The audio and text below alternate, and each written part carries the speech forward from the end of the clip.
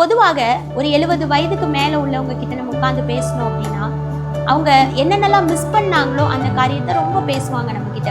அன்னைக்கு இப்படியெல்லாம் இருந்துச்சுப்பா, இந்த மாதிரிலாம் இருந்தது, இன்னைக்கு அதெல்லாம் ரொம்ப ரேர் ஆயிடுச்சு, அன்னைக்கு நாங்கள் இதெல்லாம் சாப்பிட்டோம், இன்னைக்கு அதெல்லாம் கிடைக்கவே மாட்டேங்குது. அவங்க மிஸ் பண்ண காரியத்தை நம்ம கிட்ட சொல்லி பேசுவாங்க. இதே மாதிரிதான் வார்த்தை கிடைக்காத பஞ்ச நாட்கள் அப்படின்னு ஒன்று வரும். இன்னைக்கு நம்ம சத்திய வார்த்தைகளை பேசுறோம், கேட்கிறோம், நிறைய வார்த்தைகள் நமக்கு வெளிப்படுது.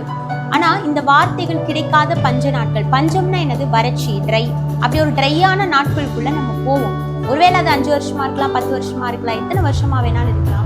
பைபிள் அதான் சொல்லிருக்கு, வார்த்தை கிடைக்காத பஞ்ச நாட்கள். சத்திய வார்த்தை, தேவன்கிட்ட இருந்து வருகிற வார்த்தை கிடைக்காத அந்த நாட்களுக்குள்ள நம்ம போவோம்.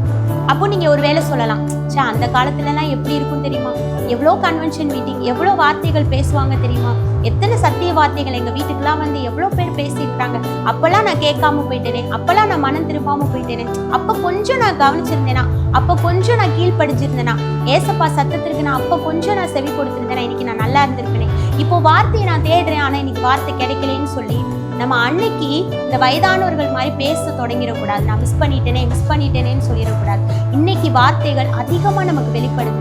ஆண்டவர் நம்ம பக்கத்துல இருக்கிறார், நிறைய வார்த்தைகளை நம்ம கிட்ட பேசிட்டு இருக்கிறார். ஒருவேளை சர்ச்ல இருந்து உங்களுக்கு வார்த்தைகள் கிடைக்கலாம், இல்ல யாராவது ஒரு நபர்கிட்ட இருந்து ஆண்டு நம்ம கிட்ட பேசிட்டு இருக்கிறா, இல்ல நம்ம டெய்லி இந்த பைபிளை நம்ம ரீட் பண்றோம், பர்சனலா நம்ம ப்ரேயர் பண்றோம், அதுல ஆண்டவர் நம்ம கூட பேசலாம். இந்த வார்த்தைகள் கிடைக்கிறப்பயே அதிகமா அதை மேய்ந்து கொள்ளுங்கள். எவ்வளோ அந்த வார்த்தைகளை எடுத்துக்கொள்ள முடியுமோ, எவ்வளோ தியானிக்க முடியுமோ நம்ம தியானிப்போம்.